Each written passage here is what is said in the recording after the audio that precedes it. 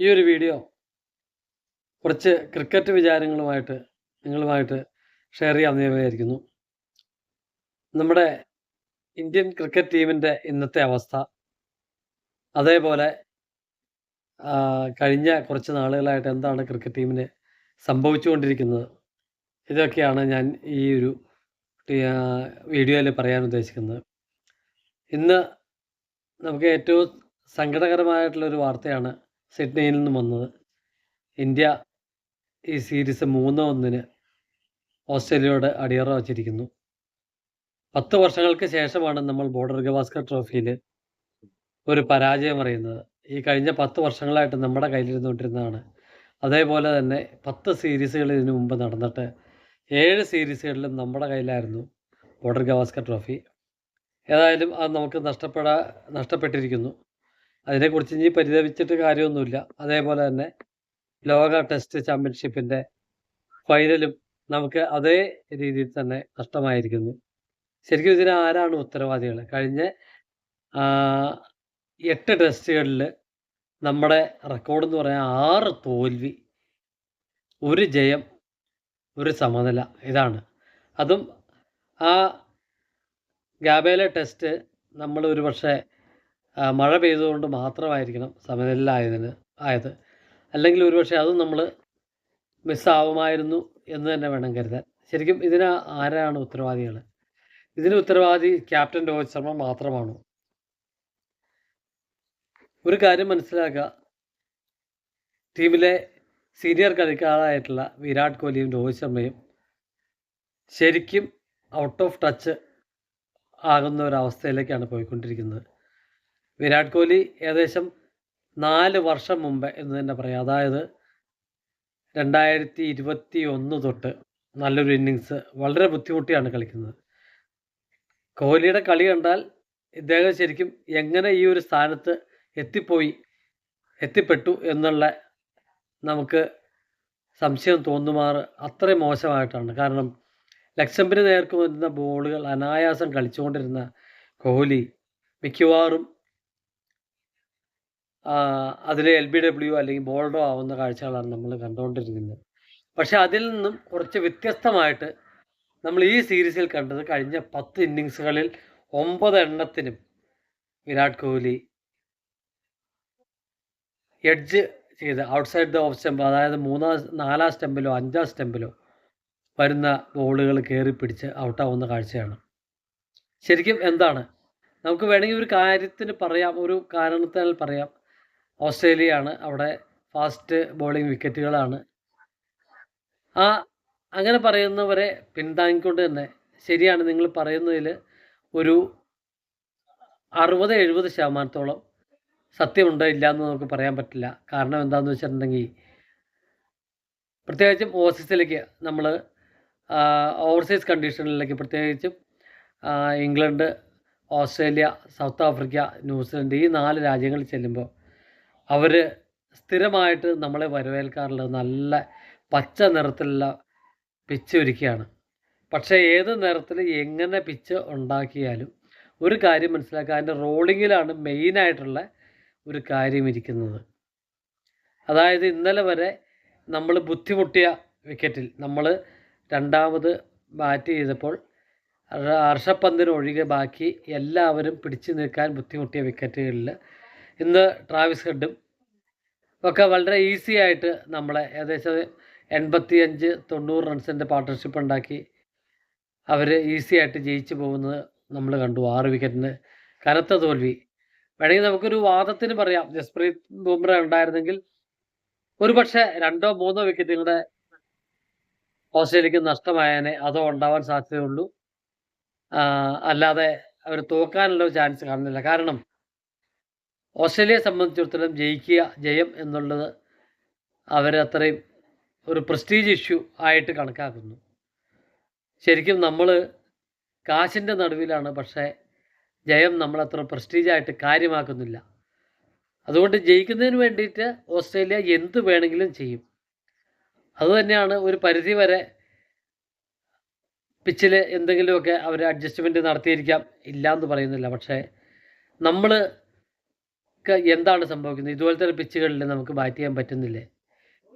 ഇല്ല എന്ന് വേണം ശരിക്കും ഉത്തരം. അതായത് ഗവാസ്കറുടെയും ശാസ്ത്രിയുടെയും ഒക്കെ ഒരു കാലം കഴിഞ്ഞേ പിന്നെ, അതായത് ശരിക്കും 1992 ലോകകപ്പിന് ശേഷം സച്ചിൻ, ജഡേജ, അതേപോലെ അസറുദ്ദീൻ ഒക്കെ വന്ന് കളിച്ചു തുടങ്ങി. പിന്നെ അസറുദ്ദീൻ പക്ഷേ വേറൊരു കാര്യമുണ്ടായിരുന്നു. ഗവാസ്കർ കാലത്തെ ഒരു ഒരു കളിക്കാരനായിരുന്നു. അപ്പോൾ അതുകൊണ്ട് തന്നെ അസറുദ്ദീൻ്റെ ആ കളികളിൽ കുറച്ച് വ്യത്യാസം വന്നിട്ടുണ്ട്. പക്ഷേ ഗവാസ്കർ, മോഹിന്ദ്ര അമർനാഥ് അങ്ങനെയുള്ള പഴയ ലെജൻസ് ആയിട്ടുള്ള കളിക്കാർ ഓവർസീസ് പിച്ചുകളിൽ പോയി ബാറ്റ് ചെയ്യുന്നത് നമ്മൾ കണ്ട് തന്നെ വളർന്നതാണ്. അതായത് 1981 മുതൽ ഞാൻ ക്രിക്കറ്റ് കളികൾ കാണുവാനും കേൾക്കുവാനും, 85 നമുക്ക് കാണാനുള്ള ഒരു ഭാഗ്യം ഉണ്ടായപ്പോൾ 83 മുതൽ 81 മുതൽ നമ്മൾ ഇതെല്ലാം ശ്രദ്ധിച്ചുകൊണ്ടിരിക്കുകയാണ് ക്രിക്കറ്റ് കളിയെക്കുറിച്ച്. അതായത് ലോകകപ്പിന് മുമ്പ് നമുക്ക് 83 ലോകകപ്പിന് മുമ്പ് നമുക്ക് വെസ്റ്റ് ഇൻഡീസ് ടൂർ ഉണ്ടായിരുന്നു. അത് കഴിഞ്ഞ് പാകിസ്ഥാൻ ടൂർ ഉണ്ടായിരുന്നു. ഇത് രണ്ടും തോറ്റമ്പി നമ്മൾ തിരിച്ചു വരിക. അന്നും ഈ പറഞ്ഞ പോലെ 6 ദിവസമാണ് ടെസ്റ്റ്. അതിൽ 7-മതൊരു ദിവസം കൂടെ കൂടുതൽ വരും. കാരണം 3 ദിവസം കഴിഞ്ഞ് 4-ാം ദിവസം ആ ടെസ്റ്റിന് ഒരു വിശ്രമ ദിനവും ബാക്കി 3 ദിവസം കളിയും, അങ്ങനെ 6 1 7 ദിവസം വേണമായിരുന്നു. അതിപ്പോൾ 5 ദിവസത്തേക്ക് ചുരുങ്ങിയിരിക്കുന്നു. വിശ്രമദിനം എടുത്തു കളഞ്ഞിരിക്കുന്നു. കുറേ കൂടെ ഫാസ്റ്റായിരിക്കുന്നു. പക്ഷേ അന്നും ബാർബഡോസിലെയും ജമൈക്കയിലെയും ആൻറ്റിഗയിലെയും ഒക്കെ തീ പാറുന്ന പിച്ചുകളിൽ ആൻഡി റോബർട്ട്സിൻ്റെയും അതേപോലെ മൈക്കൽ ഹോൾഡിങ്ങിൻ്റെയും സാക്ഷാൽ മാർക്കം മാർഷലിൻ്റെയും ജോയൽ ഗാർണറിൻ്റെയും ഒക്കെ തീ പാറുന്ന ഡെലിവറികളെ അതിജീവിച്ച് മാക്സിമം 1-2 ടെസ്റ്റുകളിൽ മാത്രം തോറ്റ് ബാക്കിയെല്ലാം ചിലപ്പോൾ ഒരു ടെസ്റ്റ് ചിലപ്പോൾ അതിൽ ജയിച്ചു എന്നുമിരിക്കും. ആ സമയത്ത് ജയിച്ചേ കണ്ടിട്ടില്ല. പക്ഷേ ബാക്കിയെല്ലാം ഡ്രോ ആവുന്ന ഒരു കാഴ്ചയാണ് കാണാറ്. അതായത് 102 103 ഡിഗ്രി പനി, മേത്ത് മുഴുവൻ ഈ ബോൾ കൊണ്ട് വ്രണങ്ങളും അല്ലെങ്കിൽ പരിക്കുകളുമായിട്ട് നട്ടപ്ര വെയിലത്ത് ബാറ്റ് ചെയ്യുന്ന ഗവാസ്കറേയും അതേപോലെ തന്നെ വിശ്വനാഥിനെയും, ഗുണ്ടപ്പ വിശ്വനാഥിനെയും, മോഹിന്ദ്ര അമർനാഥിനെയും, ശ്രീകാന്തിനെയും ഒക്കെ കണ്ടാണ് നമ്മൾ വളർന്നത്. പക്ഷേ ഇന്നത്തെ കുട്ടികൾക്ക് എന്ത് പറ്റി? അതായത് സച്ചിൻ യുഗം മുതൽ എന്ന് തന്നെ പറയാം, ഈ ഫാസ്റ്റ് ബോളിംഗ് വിക്കറ്റുകളിൽ നമ്മുടെ ടീം ഇന്ത്യയിലെ ബാറ്റ്സ്മാൻമാർ വളരെ സ്ട്രഗിൾ ചെയ്യുന്നു. സച്ചിൻ, അതുപോലെ തന്നെ ദ്രാവിഡ്, ലക്ഷ്മൺ ഒക്കെ എത്ര വലിയ വൻമതിൽ എന്ന് പറഞ്ഞാൽ പോലും അവരൊക്കെ ശരിക്കും സ്ട്രഗിൾ ചെയ്തിട്ടുണ്ട് പേസി വിക്കറ്റുകളിൽ. അതിനുള്ളൊരു കാരണം എനിക്ക് തോന്നുന്നു, ഈ സച്ചിൻ യുഗം മുതൽ ഇന്ത്യൻ ബാറ്റ്സ്മാൻമാർ അധികവും ഫ്രണ്ട് ഫുട്ട് മുൻകാലിലൂന്നിയാണ് കളിക്കുന്നത്. അതേപോലെ തന്നെ ബോളേഴ്സ് വരുത്തിയ മാറ്റം എന്ന് വെച്ചിട്ടുണ്ടെങ്കിൽ അവർ ലെങ്ത്തിന് പകരം ജസ്റ്റ് ഷോർട്ട് ഓഫ് ലെങ്ത്ത് എന്നുള്ള രീതിയിൽ എറിയാനും കൂടെ തുടങ്ങി. പണ്ടുള്ള നമ്മുടെ ഗവാസ്കർ അടക്കമുള്ള കളിക്കാർ ശരിക്കും ബാക്ക് ഫുട്ട് ഉപയോഗിച്ച്, അതായത് ഇത്രയും ബൗൺസും സ്വിങ്ങും ഒക്കെ കിട്ടുന്ന ട്രാക്കുകളിൽ അവർ ബാക്ക് ഫുട്ടിലാണ്. അതായത് ഒരു പന്ത് കുറച്ച് ഷോർട്ടായിട്ടാണ് പിച്ച് ചെയ്യുന്നതെങ്കിൽ അവർ ഉറപ്പായിട്ടും ബോൾ ഇറങ്ങി കളിക്കാൻ ശ്രമിക്കുമായിരുന്നു. അപ്പോൾ കുറച്ചുകൂടി ചെറിയൊരു നിമിഷാർത്ഥം നമുക്ക് ആ ഒരു ബോൾ കളിക്കുന്നതിനായിട്ട് നമുക്ക് കിട്ടുമായിരുന്നു. അത് ശരിക്കും അവർക്കൊരു അഡ്വാൻറ്റേജ് ആയിരുന്നു. ക്രീസിൽ കൂടുതൽ നേരം പിടിച്ച് നിൽക്കാനുള്ള സാധ്യതകളുണ്ടായിരുന്നു. അതേപോലെ പരമാവധി എഡ്ജ് പോകാതിരിക്കാൻ, എഡ്ജ് പോയി ഔട്ടായ സംഭവങ്ങൾ ഇഷ്ടംപോലെ ഉണ്ട്. പക്ഷേ എന്നാലും ഇത്രയും പേസ് ആയിട്ടുള്ള വിക്കറ്റ് എന്ന് വെച്ചാൽ ശരിക്കും ബാർബഡോസാണ് ഏറ്റവും പേസി വിക്കറ്റ് എന്ന് പറഞ്ഞത്. ബാർബഡോസ് എന്ന് പറഞ്ഞാൽ ഈവൻ വെസ്റ്റ് ഇൻഡീസിൻ്റെ ബാറ്റ്സ്മാൻമാർക്ക് വരെ പേടി സ്വപ്നം ആയിട്ടുള്ള ഒരു നല്ല ബോളേഴ്സ്, അതായത് ഡെന്നിസ് ലില്ലിയെ പോലുള്ള ബോളർമാർ, ഇയാൻ ബോധ അങ്ങനെയുള്ള ബോളർമാർ ബോൾ ചെയ്യുമ്പോൾ അവർക്ക് വരെ പേടി സ്വപ്നമായിട്ടുള്ള, പക്ഷേ അവർ സ്ഥിരം കളിക്കുന്നതുകൊണ്ട് അവർക്ക് വലിയ പ്രശ്നങ്ങൾ ഉണ്ടാവാറില്ല എന്ന് മാത്രം ഒരു പിച്ചായിരുന്നു ബാർബഡോസിലെ. ഇന്ന് അതൊക്കെ മാറി ഓസ്ട്രേലിയൻ പിച്ചസാണ്. ശരിക്കും ഈ ഒരു അവസ്ഥ, അതായത് ദക്ഷിണാഫ്രിക്ക ആ സമയത്ത് കളിക്കൊന്നും ഉണ്ടായിരുന്നില്ല 80s. അവർ കളിയിലേക്ക് തിരിച്ചു വന്നു 1990 എന്നാണ് എൻ്റെ ഓർമ്മ. ശരിക്കും നമ്മളാണ് അവരെ തിരിച്ചു കൊണ്ടുവന്നതിന് മുൻകൈ എടുത്തത്. നമ്മളുമായിട്ടാണ് ഒരു 3 കളി സീരീസ് അവർ 1 ഡേ കളിച്ചത്. അതിൽ 2-1 നമ്മൾ ജയിച്ചു. പക്ഷേ അന്ന് തന്നെ ഈ അലൻ ഡൊണാൾഡ് അങ്ങനെയുള്ള കുറച്ച് കളിക്കാർ നമ്മുടെ ശ്രദ്ധയിൽ ശരിക്കും പതിഞ്ഞിട്ടുണ്ടായിരുന്നു. അവരുടെ ബോളിംഗ് രീതിയും അതുപോലെ ഒരു തുറിച്ചുനോട്ടവും അന്ന് ശരിക്കും ആ ഒരു സ്ലെഡ്ജിങ് എന്ന് പറഞ്ഞ സംഭവം നമ്മൾ ആ സമയത്താണ് കാണുന്നത്. ബാക്കിയെല്ലാം നമ്മൾ ശ്രദ്ധിച്ചിട്ടുണ്ടാവും. ഗവാസ്കർക്ക് ആ ക്രീസിലേക്ക് വന്നതും ഗാർഡ് എടുക്കുന്നതും ഒക്കെ എത്ര അച്ചടക്കത്തോടെയാണ് അവരുടെ ആ ഒരു വരവ്. ചിലപ്പോൾ അങ്ങനെ ബാറ്റ് ജസ്റ്റ് അങ്ങോട്ടും ഇങ്ങോട്ടും ഒന്ന് വീശി വന്നാലായി, അല്ലെങ്കിൽ ആ ബാറ്റ് പതുക്കെ ആ ഗ്രൗണ്ടിലൊന്ന് ഊന്നി നടക്കുന്ന വിധത്തിലാണ് ശരിക്കും ഗവാസ്കറൊക്കെ ആ പിച്ചിലേക്ക് ബാറ്റ് ചെയ്യാൻ വരുന്നത്. അതുപോലെ ഗവാസ്കറെ സംബന്ധിച്ചിടത്തോളം ഏത് ബാറ്റിംഗ് ഓർഡറിൽ ഏത് പൊസിഷനിലും കളിക്കാൻ ഗവാസ്കർ സന്നദ്ധനായിരുന്നു. എല്ലായിടത്തും മാറിക്കളിച്ച് ടീമിനെ പല തവണ പരാജയത്തിൽ നിന്നും വൻ നാണക്കേടുകളിൽ നിന്നും പരാജയത്തിൽ നിന്നൊക്കെ രക്ഷപ്പെടുത്തിയിട്ടുണ്ട്. അതേപോലെ അന്നത്തെ ഇന്ത്യയുടെ ശരിക്കും ഒരു ഫാസ്റ്റ് ബോളർ എന്ന് പറയുന്നത് ഉണ്ടായത് കപിൽ ദേവാണ്. അതിനു മുമ്പ് ശരിക്കും ഇന്ത്യയുടെ ഗവാസ്കറും കഴ്സൺ ഗാവറി എന്ന് പറഞ്ഞ ബോളറുമാണ് medium pacers. Gavaskar medium pacer ആയിരുന്നു എന്നുകൂടി, അതായത് ഓപ്പണിംഗ് ബാറ്റിങ്ങും ഓപ്പണിംഗ് ബോളിങ്ങും, അതായത് പുള്ളി വളരെ പ്രാവശ്യം ഈ ബോളിൻ്റെ, അതായത് ബേദി, പ്രസന്ന, ചന്ദ്രശേഖർമാർക്ക് സ്പിന്നേഴ്സിന് ബോൾ ചെയ്യാൻ പാകത്തിന് ആ ബോളിൻ്റെ ഗ്ലേസിങ് ഒന്ന് കുറച്ച് കൊടുക്കുക. അതായിരുന്നു ആ സമയത്ത് ഈ മീഡിയം പേസേഴ്സിൻ്റെ. അത് കഴ്സൺ ഗാവറിയും, ഞാൻ പറയുന്നത് 70കളുടെ കാര്യമാണ്, കഴ്സൺ ഗാവറിയും ഗവാസ്കറുമാണ് ആ സമയത്ത് ആ പണി ചെയ്തിരുന്നതെന്ന് ഞാൻ പല സ്ഥലത്തും വായിച്ചിട്ടുണ്ട്. അപ്പോൾ അത് എങ്ങനെയെങ്കിലും ആവട്ടെ, കാര്യങ്ങൾ കപിലിൻ്റെ കാലത്തോടുകൂടി നമുക്കും ഒരു ടിപ്പിക്കൽ ഫാസ്റ്റ് ബോളറെ നമുക്ക് കിട്ടുകയുണ്ടായി. അതേപോലെ തന്നെ നല്ല കുഴപ്പമില്ലാത്ത, നല്ല തെറ്റില്ലാത്ത ബാറ്റ്സ്മാനുമായിരുന്നു. ശരിക്കും ഒരു തികഞ്ഞ ഓൾറൗണ്ടർ തന്നെയായിരുന്നു. ഫീൽഡർ നമ്മൾ കണ്ടിട്ടുള്ളതാണ് 30 വാര പുറകോട്ട് ഓടി ക്യാച്ച് എടുക്കുന്നതൊക്കെ. ശരിക്കും ഡെഡിക്കേഷൻ്റെ ഒരു അവസാന വാക്കായിരുന്നു ആ സമയത്ത് കപിൽ ദേവ് എന്ന് പറയുന്നത്. അതുകൊണ്ട് തന്നെ ആ 2 സീരീസും ഓസ്ട്രേലിയയായിട്ടും വെസ്റ്റ് ഇൻഡീസായിട്ടൊക്കെ പാകിസ്ഥാനായിട്ടൊക്കെ തോറ്റ് വന്നപ്പോഴത്തേക്കും നമ്മുടെ സെലക്ടേഴ്സ് അന്ന് കപിൽ ദേവിനെ ക്യാപ്റ്റനാക്കി, ഗവാസ്കറെ അതിൽ നിന്നും ഒഴിവാക്കി. പക്ഷേ നമ്മൾ 83-ൽ വീണ്ടും മൂന്നാമത്തെ മാത്രം ലോകകപ്പ് കളിക്കാൻ പോവുകയും അവിടെ വളരെ സംഭവബഹുലമായ കുറേ കാഴ്ചകൾക്കൊടുവിൽ, കുറേ കളികൾക്കൊടുവിൽ നമ്മൾ ആ കപ്പ് സ്വന്തമാക്കുകയും, ശരിക്കും ഞാനൊക്കെ സ്വപ്നം കണ്ടിട്ടുണ്ട്.